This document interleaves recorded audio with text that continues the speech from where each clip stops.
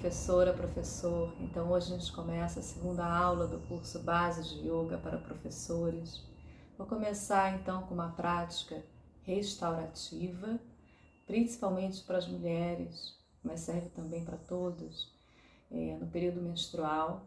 Então eu vou começar sentada e já recomendo aqui alguns materiais que eu uso e que eu tenho. Esse é o bolster, que é uma almofada rígida, ela tem esse formato aqui comprida, e a gente deita aqui as costas, vocês vão ver como é que vai ser essa postura. Se você não tem um bolster em casa, eu recomendo que você use uma almofada comprida na forma de rolo, como essa que eu tenho aqui para o meu sofá.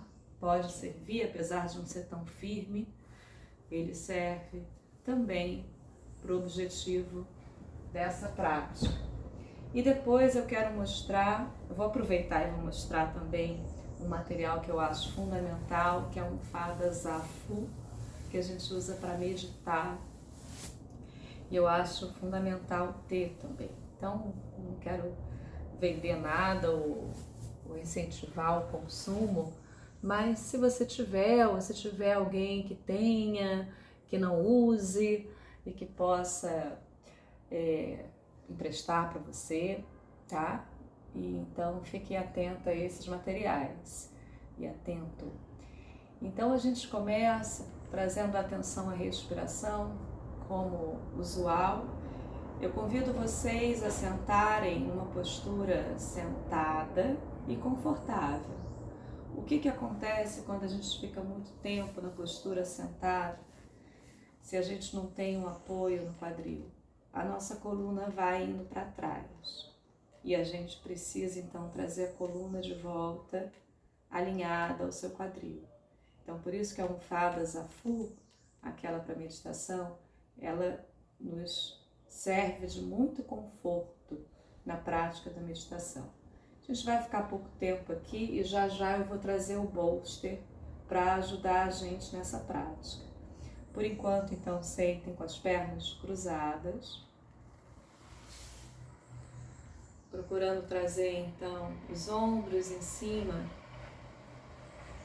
do seu quadril. Convida os seus olhos a fecharem e vai trazendo a consciência se há alguma tensão na musculatura da face. Percebe se há alguma tensão na sua mandíbula. Algo bastante comum hoje em dia. Então abre e fecha a sua boca, relaxa a língua lá dentro. E faz aquele ajuste de ombros, que eu sempre lembro de levar os ombros para trás e para baixo, deixar esse pescoço longo, peito para frente. Então começa a sentir a sua respiração livre, trazendo primeiro atenção às narinas, o ar que entra, o ar que sai. Como é que está o seu ritmo hoje? Se há alguma dor, algum desconforto.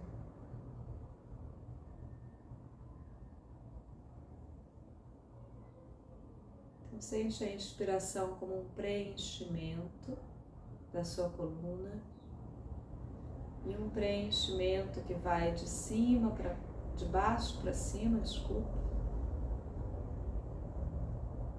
e ascende. Então estica a sua coluna, você se sente mais leve. Procura essa sensação de ficar leve a sua coluna, e ao expirar você retorna então ao chão, procurando mexer o mínimo, ombros, peito. Sente no máximo as costelas abrirem na lateral. Então você pode trazer a mão aqui no peito, a mão direita aqui no peito e o dorso da mão esquerda na lombar. E assim você consegue sentir melhor essa respiração. A gente precisa do concreto ainda para perceber o sutil, né? Sente se ao inspirar você sente o peito abrir suavemente e ao expirar você sente a região de trás dos seus rins.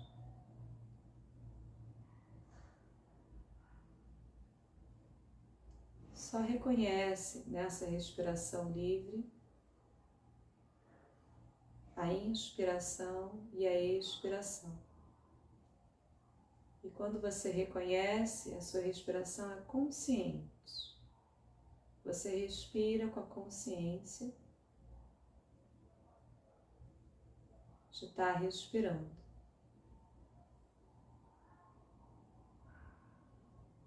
Então abra os olhos. E agora sim eu vou pegar o bolster e vou trazer aqui, olha, na base do meu sacro. O meu sacro então toca no bolster. E eu apoio as solas dos pés numa distância mais larga do que o do meu quadril. Tá assim, olha. Vou fazer de frente para vocês verem. Vou apoiar aqui, apoio o sacro do meu bolster e venho descendo agora devagar. Inspira, deixa eu fazer um alongamento de coluna antes. Inspira e alonga a coluna. Vai sentindo todo o apoio dos pés no chão. E ao expirar, vem trazendo a coluna para o bolster. E vai trazendo os braços devagar. Então relaxa suas costas. Para quem é pequena como eu, sente que a coluna cabe de forma perfeita no bolster e você relaxa completamente os braços. Deixa as palmas das mãos viradas para o teto. E agora o seu movimento é de abrir essa parte aqui, ou seja, levar o quadril mais para baixo, aproximar mais os seus isquios do bolster. Pode manter o olhar em algum ponto no teto e vai sentindo seus ombros relaxarem na lateral. Ao inspirar, você sente seu tórax abrir, cada vez mais sutil. E ao expirar, você sente a região do seu assoalho pélvico, que é a base da sua coluna.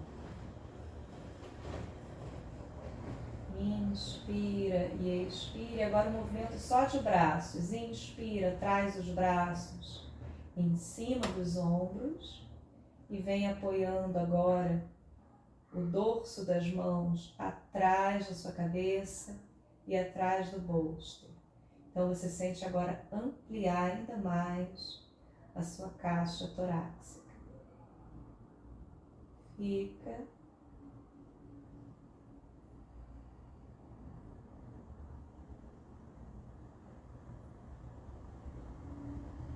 Vai encontrando esses espaços de calma na sua respiração.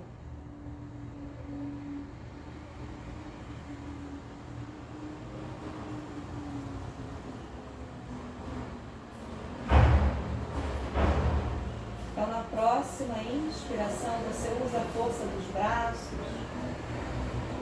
O impulso, na verdade, vem do abdômen, tá?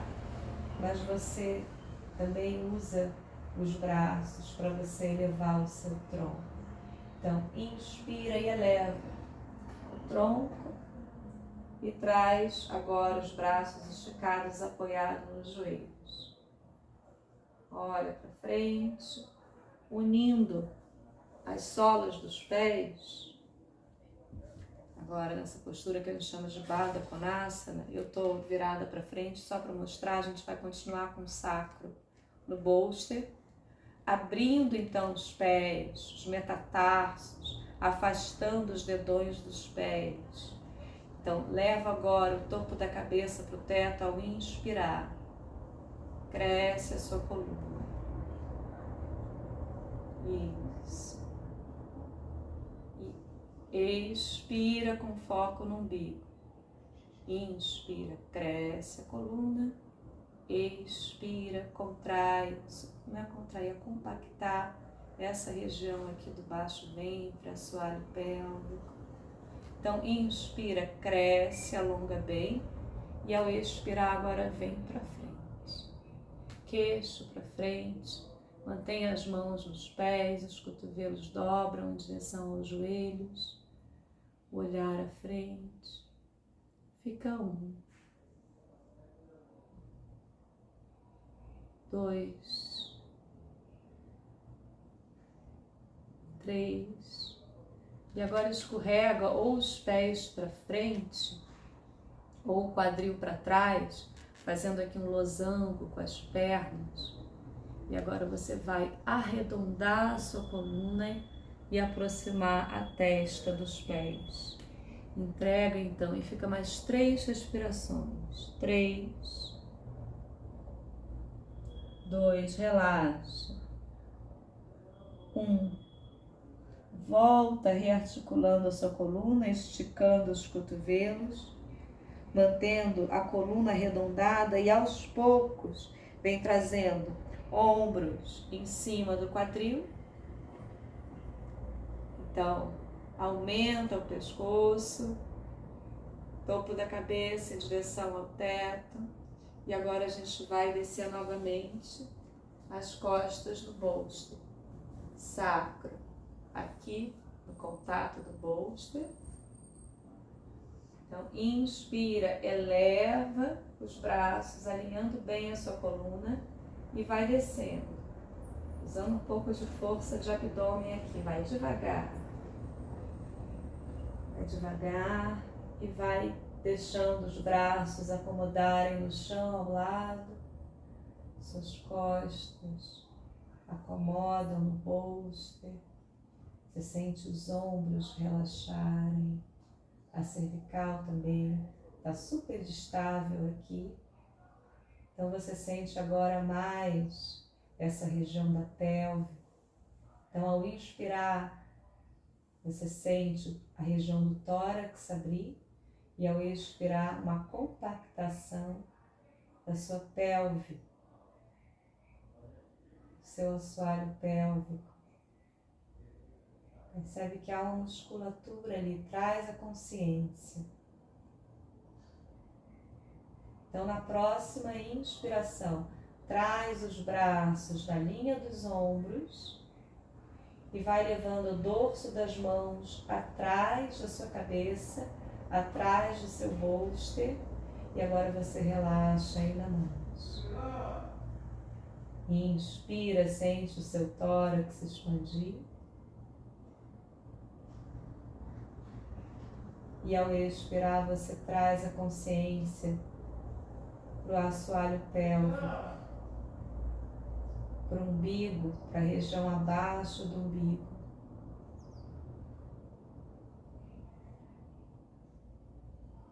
Você pode permanecer quanto tempo você quiser aqui. Mas a gente vai na próxima inspiração elevada, da mesma forma como a gente fez. Inspira e no impulso, usando braços, abdômen, tronco, eleva e volta então a sua coluna na vertical, as suas mãos nos seus pés, ombros para trás e para baixo. Então essa prática restaurativa de hoje, como início da nossa segunda aula de bases de yoga para professores. E agora a gente tem a continuidade da parte teórica.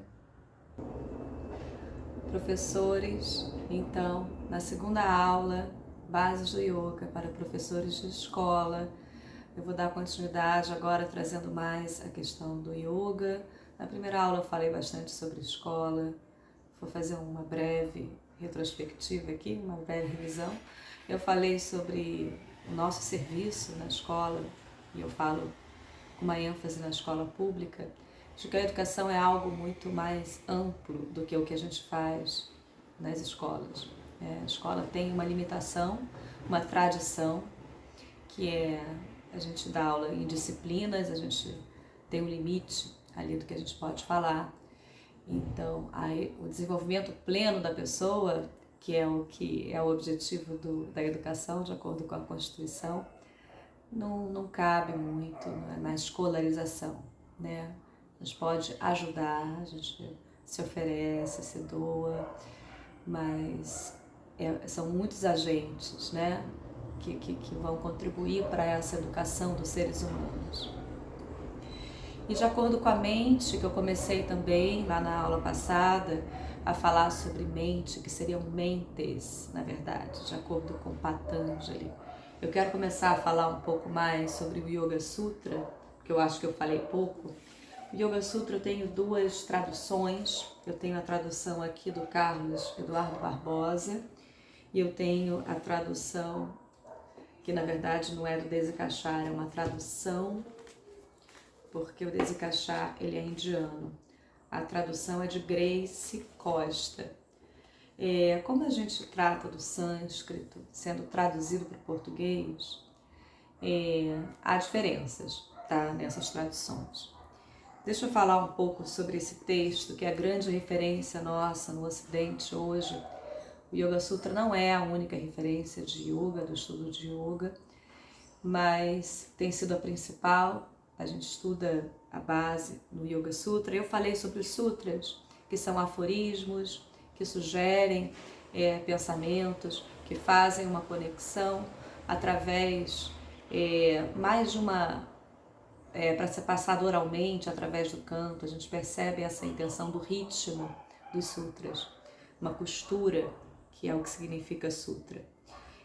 Patanjali, o autor dessa obra, que também não temos uma certificação de quem foi Patanjali, mas atribui a autoria a Patanjali, escreveu há 2000 anos atrás, mas essa data é aproximada, porque pode ser 200 anos antes de Cristo, antes da era cristã, né? Ou 300 anos depois da era cristã. Então, nesse Yoga Sutra, a ênfase não são os asanas. Os asanas são as posturas físicas. A questão maior que a gente depreende depois do estudo do Yoga Sutra é a pedagogia da mente. O foco está na mente.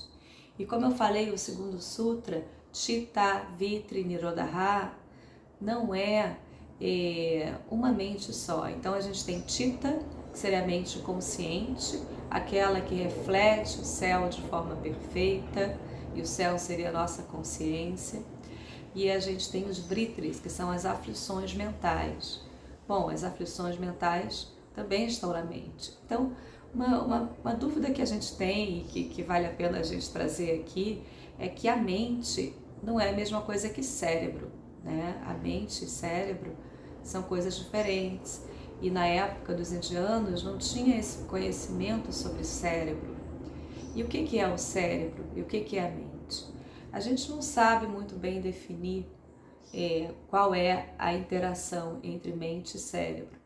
Mas a gente, de acordo com o estudo de yoga, a mente não estaria restrita à nossa cabeça, tá? Não estaria localizada aqui nessa matriz dos nossos pensamentos.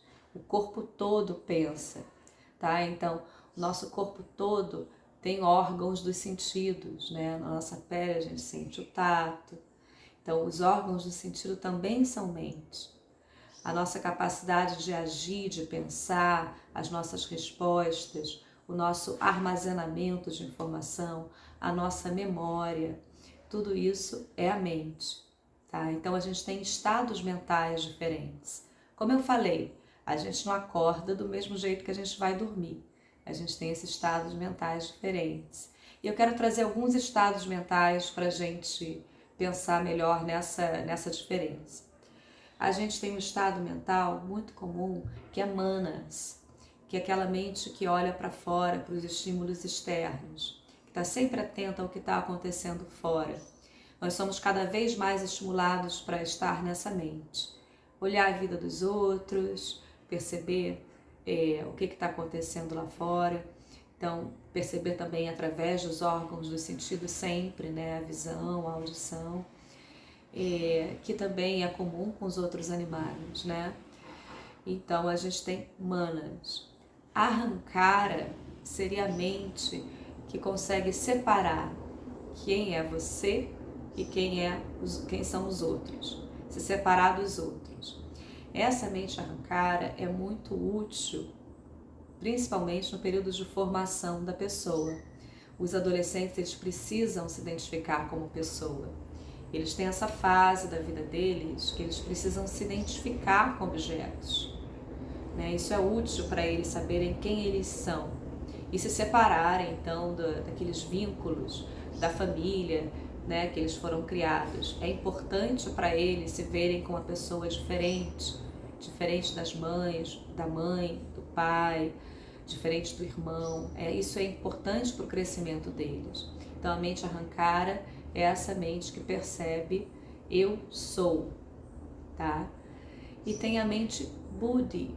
A mente buddhi é a mente do discernimento. É aquela mente que já não está mais envolvida naqueles estímulos de manas, eu gosto, eu não gosto, né? Porque o manas ele está ainda numa visão um pouco tacanha da realidade, né? Eu gosto disso, então eu vou atrás disso. Eu não gosto disso, eu vou evitar isso.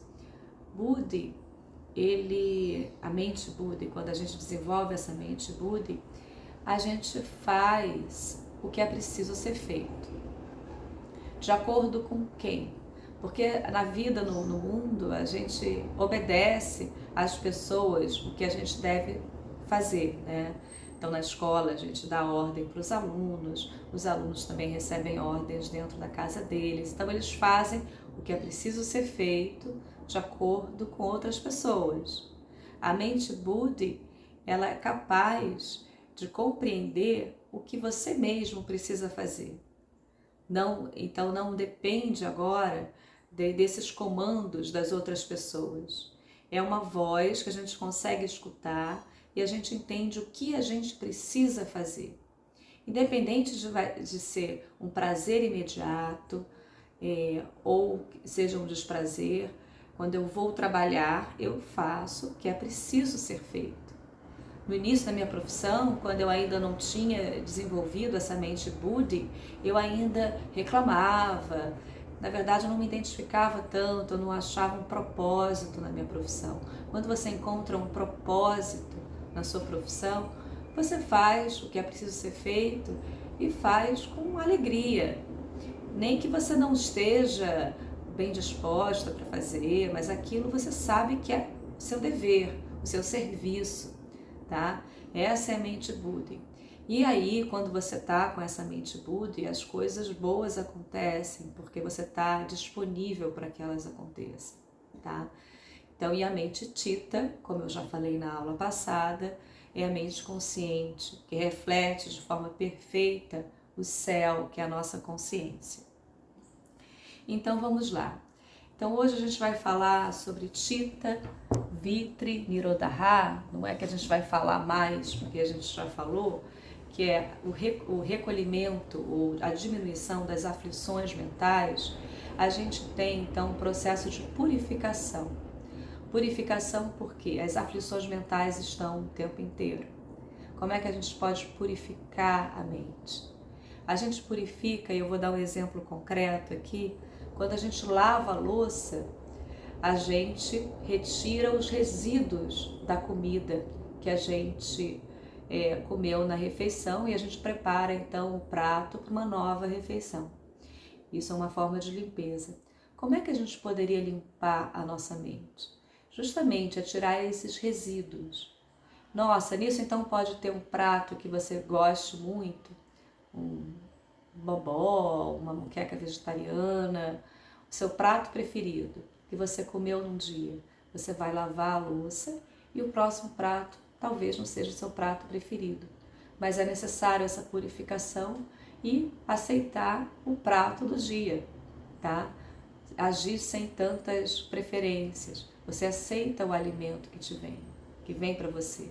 Você experimenta novos sabores que a vida traz para você. Então, de acordo com Desikachar, a purificação da mente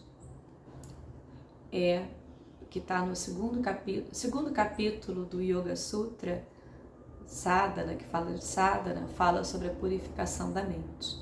Então, a prática de yoga deve reduzir as impurezas mentais e físicas, deve desenvolver a capacidade de examinarmos a nós mesmos e nos ajudar a compreender que, em última análise, não somos os senhores de tudo o que fazemos.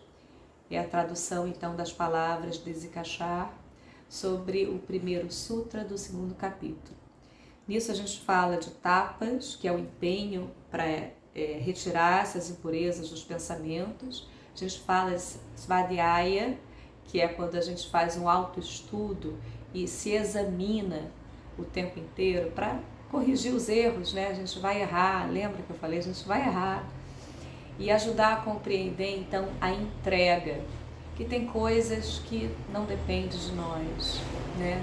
Isso é difícil para a gente quer controlar tudo, mas tem coisas que não dependem de nós. Então, a gente não é o comandante da nossa vida. A gente pode, sim, mudar o que a gente pode mudar, mas o livre-arbítrio, isso que a gente acha que é liberdade, então a liberdade do yoga é uma outra liberdade. A liberdade que supõe que a gente não pode tudo, mas a gente tem uma liberdade com responsabilidade através de um empenho regular na prática, tá? Então esse sutra, na verdade, ele já faz uma menção a um aspecto do yoga que é o aspecto espiritual. Dentro do yoga a gente tem Purusha, a gente tem Atma, que são o espírito e a alma, tá? Então a gente está nessa vida material, mas o nosso objetivo é evoluir enquanto espírito, é que o nosso corpo funcione bem, né, para ser um veículo para esse espírito, e a nossa mente limpe, é como se fosse limpar os olhos, porque o espírito enxerga através da nossa mente. A nossa mente consiga limpar os nossos olhos para o nosso espírito ter uma relação perfeita com a realidade e poder se manifestar. Então isso, de acordo com o yoga, é o nosso caminho. Então, essa purificação da mente se dá quando a gente percebe quais são os obstáculos para o estado de yoga, que é Chitta, Vritti, Nirodha. Então, o primeiro obstáculo, a avidya, ele é a compreensão errônea, né? Então, o primeiro obstáculo é a raiz de todos os outros. É como a gente tem uma relação com a realidade egóica, né? Então eu vou falar isso também do segundo klesha, mas é uma relação com a realidade que é uma realidade que a gente quer que seja. A gente se identifica com o que é transitório e não com o que é permanente. Um exemplo clássico é a nossa identificação com o nosso corpo, que é transitório. E a gente tem muita dificuldade de reconhecer isso, a dificuldade de envelhecer, né? E a dificuldade de entender a impermanência em geral, que as coisas mudam, a gente quer se segurar, então a gente tem vários tipos de ignorância, mas essa ignorância, a gente fala compreensão errônea, mas tem autores que interpretam e traduzem como ignorância, da gente não ver as coisas do jeito que são e a gente querer segurar para que elas sejam sempre do jeito que elas estão agora. Então essa é a avidya. O segundo klesha é a falsa identidade, asmita. Parece muito com ahankara, se a gente for pensar, tem uma relação. A gente se identifica o tempo inteiro, né? A gente identifica no nosso processo de formação, a gente compete com os outros, né? Eu vejo isso em sala de aula, como os alunos se comportam, julgando os outros, competindo entre si, vendo o que o outro faz, como é que o outro é punido, então eu vou cobrar que o outro seja punido porque eu sou punido. Então a gente vê essa dinâmica em sala de aula muito nessa questão de como é que as regras funcionam, e eu quero me identificar como uma pessoa diferente do outro, mas ao mesmo tempo sem saber direito como fazer isso. Então, todas as impressões que as crianças trazem, desde da infância até a adolescência, é o quanto os adultos deram para eles dicas do que eles são. Eu, por exemplo, como adulta, eu tenho isso impresso em mim, né? O que os adultos falaram que eu era. Então, quando eu era criança, eu era quieta. Quando eu era adolescente, eu era aventureira. Então aí eu fico achando que eu sou quieta, que eu sou aventureira, e na verdade são impressões das pessoas. Então a gente vê as sombras, na verdade, a gente não está vendo quem a gente é. Quando a gente descreve a nossa bio, né, o nosso perfil no Instagram, a gente fala ou escreve que a gente é mãe, que a gente é professora, que a gente se interessa por uma coisa, se interessa por outra, alguma ocupação que você se identifica bastante, signo, né? Muitas coisas para se identificar. Tudo isso é limitante, porque a gente não é só mãe, a gente não é só uma profissional e a gente não é só também uma taurina, a gente é muito mais do que isso. Então, nem se a gente somasse todas as nossas identificações, iria chegar perto do que a gente é. Então, essa super identificação é algo que é um obstáculo para a mente do yoga. E a gente pode ter muitos exemplos sobre isso, né? Times de futebol, pessoas que são torcedoras, mesmo na fase adultas, que sofrem, que são rivais uma das outras por causa de um jogo de futebol e super se identificam com aquele esporte, mas é uma identificação extrema, porque gera sofrimento. Outra é as pessoas que se identificam como vítimas de uma situação, vítimas da vida, vítimas das pessoas, ou pessoas que se identificam como sobreviventes porque sofreram e conseguiram superar. Tudo isso é limitante. A gente não é nada do que a gente se identifica, a gente é mais do que isso, tá? Então, o terceiro klesha é raga, que são os apegos excessivos, que são um reflexo da nossa tendência a se agarrar aos objetos, a não querer se ver numa condição vulnerável, incerta, impermanente. A vida é impermanente, mas a gente tem muitas dificuldades de aceitar a impermanência. A gente ainda quer aquele colo, a gente quer aquele lugar seguro, a gente quer a certeza de que as coisas que a gente tem agora e que são a nossa, né, o nosso refúgio, que elas não vão mudar, que vai ser sempre assim. E é muito compreensível, todo mundo tem isso, né? Nas relações, a gente quer que aquele amor dure para sempre, a gente quer que um filho não cresça, a gente quer uma amizade eterna e a gente não percebe que as coisas a transformação faz parte da vida e a gente tem que se permitir também transformar junto. E se a transformação, sua transformação e a transformação da pessoa que você gosta tiver sentido de ser lado a lado, o mesmo caminho, a gente vai estar junto. Se não se reencontra, se permitir ser mais livre mesmo. A gente não está pronto para essa liberdade que a gente quer, porque a gente quer se segurar no que a gente tem. Então vale tudo também, a matéria, né, traz vários apegos.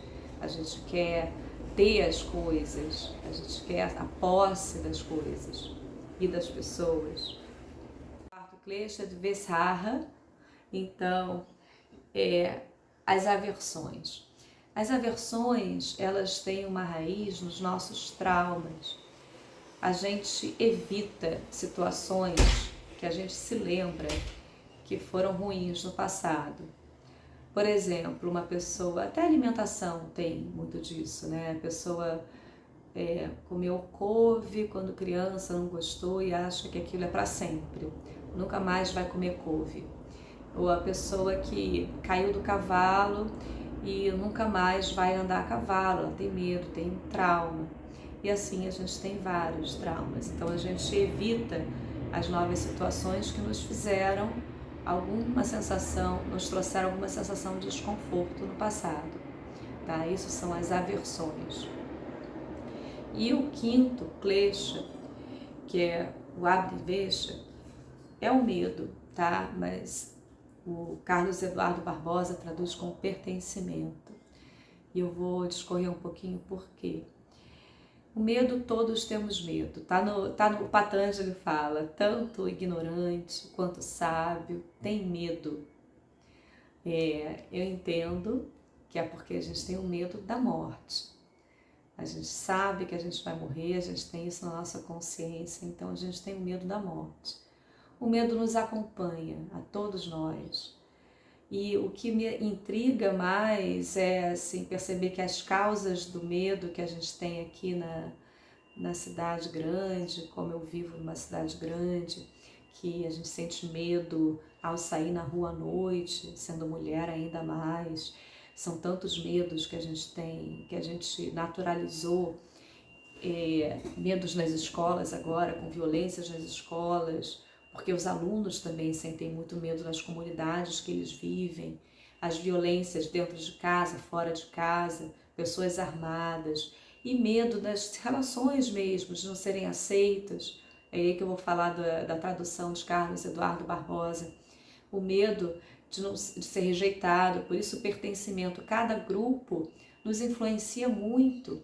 A gente quer pertencer a um grupo, a gente não quer ficar sozinho, então a gente tem o medo da solidão.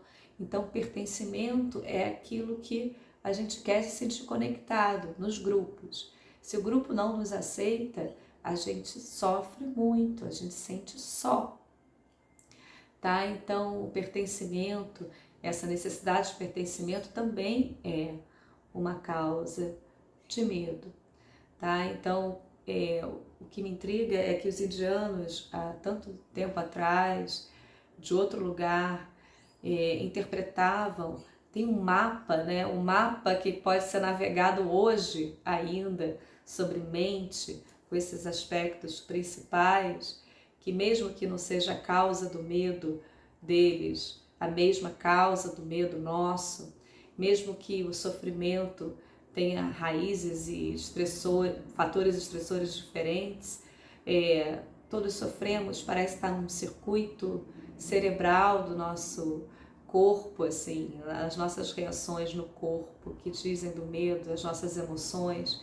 Então me faz pensar também que a gente tem algo ancestral, que é mais antigo, não é tão circunstancial assim. O nosso corpo guarda informações de quando a gente era uma espécie, a gente é a mesma espécie, mas a gente era Homo sapiens sapiens, né? Quando a gente era coletor e caçador, que a gente vivia em grupos e a gente precisava dos grupos e ao mesmo tempo a gente estava sempre alerta para os perigos. Então acho que o nosso corpo ele guarda essa informação e o corpo muda menos do que muda o nosso ambiente. Então a gente ainda guarda essa informação do corpo e a gente ainda precisa sim desses circuitos.